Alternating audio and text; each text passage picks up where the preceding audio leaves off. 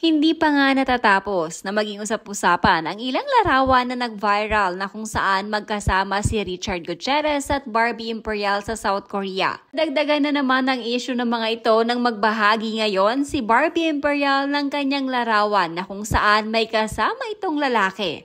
Ayon sa ilan ay si Richard umano ito. Ayon sa mga netizen, tila wala na umanong takot ngayon ng dalawa dahil sa may pa-hard launch na umano ang mga ito sa kanilang mga social media. Bukod pa riyan ay nai-issue din si Barbie Imperial na di umano'y ginagaya niya ang dating asawa ni Richard na si Sara Labati.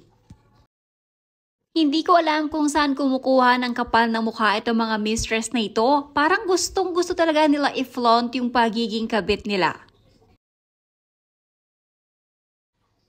Yung dating ni Barbie, siya yung ideal siguro na in-law ni na Annabelle kasi sunod-sunuran sa kanila para ma-please sila. Ganon din kasi si SL nung bata pa siya pero nung nagasariling utak na nawala na sila ng gana. Galawang Narcy, ayaw nagkakaroon ng sariling isip ang anak. Gusto sunod lagi mga anak. May public image of a perfect family pero bulok naman sa loob. If you do not play their game, you'll be outcasted. Para siyang green room, no? Not because of age, but yung image na trinatry baguhin ng Guts family, I feel like ganun din ginawa nila kay Sarah, especially na sobrang bata pa niya noon.